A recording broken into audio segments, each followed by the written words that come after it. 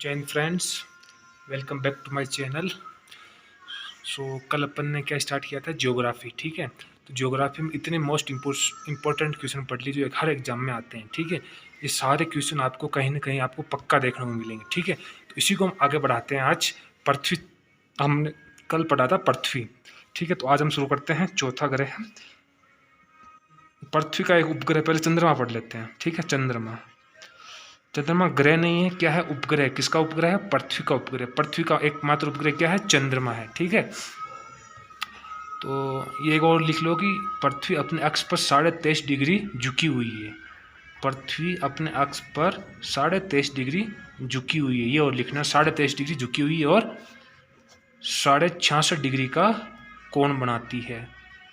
66.5 degree का एक कोण बनाती है और अपने अक्ष पर 23.5 डिग्री झुकी हुई है। ठीक है, अब इसका उपग्रह है चंद्रमा। ठीक है, तो चंद्रमा इसका उपग्रह है। ठीक है, भारत ने अब तक चंद्रमा के लिए कितने मिशन भेज दिए? 2 मिशन भेज दिए चंद्रमा के लिए। ठीक है, एक तो कब भेजा था? 2008 में भेजा था, और दूसरा कब भेजा था? 2019 में भेजा था अभी। ठीक है, चंद्रमा में खोज करने के लिए, चंद्रमा पे खोज करने के लिए। ठीक है, मिशन भेज दिया था। किसने? कौन भेजता है? इसरो भेजता है। इसरो भेजता है। ठीक है, हम आगे पढ़ेंगे इसको। ठीक है, तो चंद्रमा, एक होता है चंद्र ग्रहण। क्वेश्चन आता है हर एग्जाम में बार बार, चंद्र ग्रहण कब होता है और सूर्य ग्रहण कब होता है? चंद्र ग्रहण कब होता है और सूर्य ग्रहण कब होता है? तो कब होता है भाई? सूर्य ग्रहण तब होता है जब सूर्य और चंद्रमा के सूर्य और पृथ्वी के बीच में चंद्रमा आ जाता है। सूर्य का ग्रहण कब होता है? सूर्य व पृथ्वी के बीच कौन आ जाता है? चंद्रमा आ जाता है। इसमें चंद्रमा आ गया। जब चंद्र ग्रहण होगा तो चंद्रमा नहीं आएगा, तो क्या आएगा? पृथ्वी आएगी। सूर्य कभी नहीं आता बीच में, ये याद रखना बस। तो सूर्य व चंद्रमा के बीच में कौन आ जाता है? पृथ्वी आ जाती है। बीच में पृथ्वी आ जाती है। कन्फ्यूज हो जाओगे। याद करने का तरीका क्या है कि सूर्य कभी बीच में नहीं आता, पहली बात तो चंद्र ग्रहण होगा तो चंद्र आएगा नहीं, तो कौन आएगा? पृथ्वी आएगी। सूर्य कभी आता नहीं है तो कौन आएगा? पृथ्वी आएगी चंद्रमा के बीच में। ये हो गया चंद्र ग्रहण और सूर्य ग्रहण, ये होता है। ठीक है, तो ये हो गया अपना चंद्रमा। ठीक है, तो अब पढ़ते हैं, अगला है चौथा। क्या है? पृथ्वी के बाद में मंगल। मंगल ग्रह। मंगल को इंग्लिश में क्या कहते हैं? Mars planet. Mars planet. बहुत बार क्वेश्चन आ गया है, मंगल ग्रह को लाल ग्रह कहते हैं। क्या कहते हैं? लाल ग्रह, रेड प्लेनेट कहते हैं। क्यों कहते हैं? आयरन ऑक्साइड के कण पाए जाते हैं। आयरन ऑक्साइड के कण, इसके कारण इसको लाल ग्रह कहते हैं। मंगल को लाल ग्रह भी कहते हैं। बहुत बार क्वेश्चन आ चुका है। ठीक है, तो मंगल ग्रह के सबसे छोटे उपग्रह हैं कौन से? फोबोस और डीमोस। ये 2 उपग्रह हैं मंगल ग्रह के, छोटे छोटे। ठीक है, फोबोस और डीमोस। एक क्वेश्चन पड़ता है, एक है इस पे मंगल ग्रह क्या है कि ज्वालामुखी है। ठीक है, जिसका नाम है ज्वालामुखी है। सबसे बड़ा सौरमंडल का ज्वालामुखी कहाँ पे स्थित है? मंगल ग्रह पे स्थित है, जिसका नाम है ओलंपिस। ओलंपिस, ओलंपिस नाम है इसका, ओलंपिस। ठीक है, एक सबसे बड़ा पर्वत है यहाँ पे, क्या नाम है उसका? निक्स ओलंपिक। निक्स ओलंपिक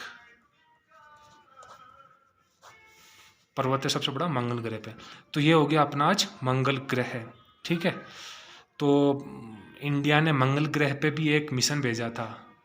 कब भेजा था? मिशन, मंगल मिशन इसरो ने कब भेजा? 2013 में। 2013 में मंगल ग्रह पे इंडिया ने मिशन भेजा था। ठीक है, क्या करने के लिए? मंगल ग्रह पे पानी की खोज, मंगल ग्रह पे वेदर कैसा है वो पता करने के लिए। ठीक है, तो ये हो गया अपना मंगल ग्रह। अब 5वां आता है बृहस्पति। कौन सा आता है? बृहस्पति। 5th ग्रह का नाम क्या है? बृहस्पति। बृहस्पति, इसको और क्या कहते हैं? जुपिटर कहते हैं। इंग्लिश में क्या कहते हैं? जुपिटर। क्वेश्चन आता है सबसे बड़ा ग्रह सौरमंडल का कौन सा है? बृहस्पति। सबसे बड़ा ग्रह है किसका है? सौरमंडल का सबसे बड़ा ग्रह क्या है? बृहस्पति है, ठीक है। बृहस्पति में और याद रखने लायक और कुछ नहीं है। गनीमेड, इसका उपग्रह का क्या नाम है? गनीमेड। सबसे बड़ा उपग्रह क्या है? गनीमेड।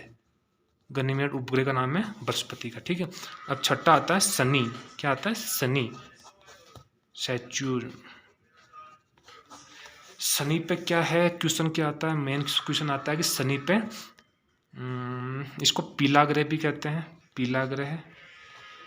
और क्या है? स्पष्ट वलय है इसके चारों ओर, 7 लेयर है वलय चारों ओर। इसके चारों ओर पिंड है छोटे छोटे, उनको वलय बोलते हैं। क्या है? वलय। हाँ, एक क्वेश्चन आता है क्षुद्र ग्रह। क्षुद्र ग्रह किनके बीच में है? मंगल व बृहस्पति के बीच में। बृहस्पति के बीच में क्षुद्र ग्रह। क्षुद्र मतलब छोटे छोटे पिंड होते हैं जो पत्थरों के, जो मंगल व बृहस्पति के बीच में। बहुत बार क्वेश्चन आ चुका है। क्षुद्र ग्रह किन 2 ग्रहों के बीच में? मंगल व बृहस्पति के बीच में क्षुद्र ग्रह है, ठीक है। शनि के क्या है? पीला ग्रह और स्पष्ट चारों ओर क्या है? लेयर वलय इसके चारों ओर, ठीक है। इसको शनि है, ठीक है। शनि के चारों, शनि हो गया। अब है 7वां ग्रह। क्या है? शनि। अरुण, इसको बोलते हैं अरुण। अरुण क्या बोलते हैं? यूरेनस। यूरेनस बहुत ही मोस्ट क्वेश्चन है, अपन ने पहले पढ़ चुका है। शुक्र व अरुण पृथ्वी के चारों ओर पूर्व से पश्चिम, सूर्य के चारों ओर पूर्व से पश्चिम घूमते हैं। पूर्व से पश्चिम घूमते हैं, सूर्य के चारों ओर पूर्व से पश्चिम घूमते हैं। इसको बोलते हैं क्लॉकवाइज। क्लॉकवाइज घूमते हैं, ठीक है। बाकी क्या है? पश्चिम से पूर्व घूमते हैं, लेकिन अरुण व शुक्र पूर्व से पश्चिम घूमते हैं, ठीक है। ये हो गया अरुण, ठीक है। अब 8वां आता है वरुण। नेपच्यून। नेपच्यून सूर्य के सबसे दूर है, सबसे दूर सूर्य से, और सबसे ठंडा ग्रह। क्या है? ठंडा ग्रह।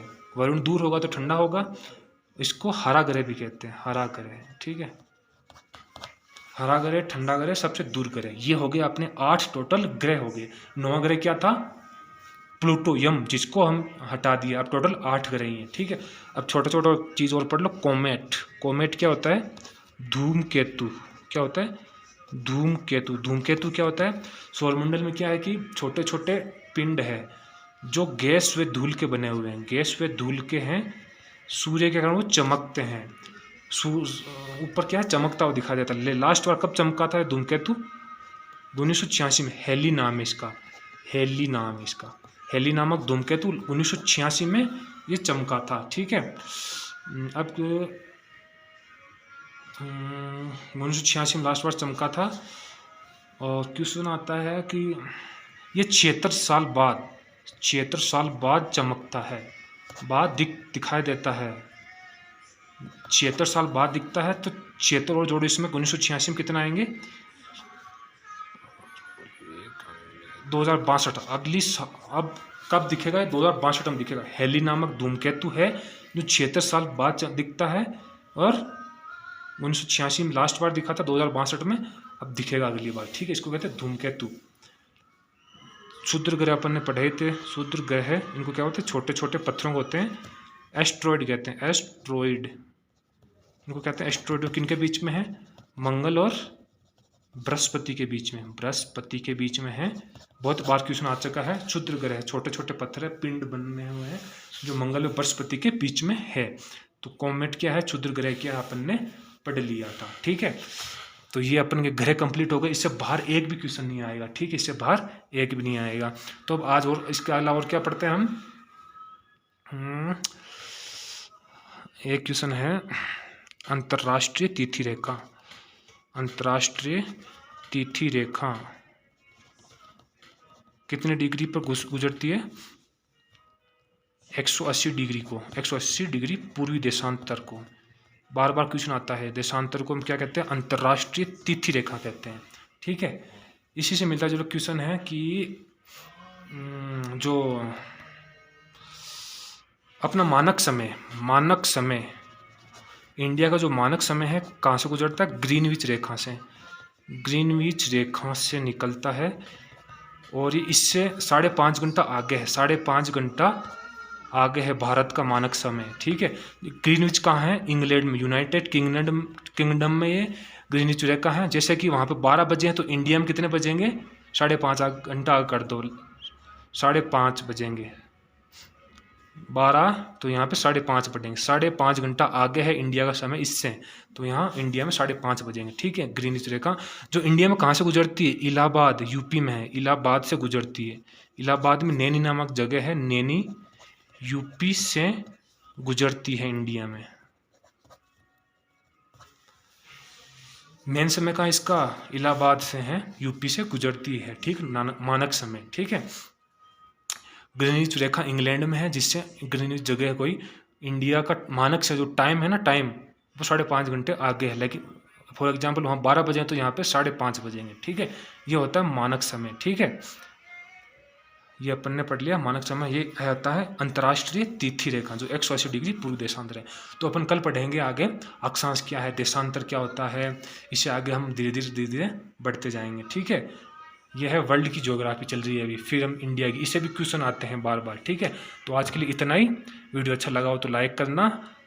ये होता है तरीका पढ़ने का, ठीक है। हम इसी तरीके से आगे धीरे धीरे पढ़ते रहेंगे तो हम कम समय में, देखो कितना टाइम लगा, 12 मिनट होने वाली है और अपन ने कितना पढ़ लिया, ठीक है।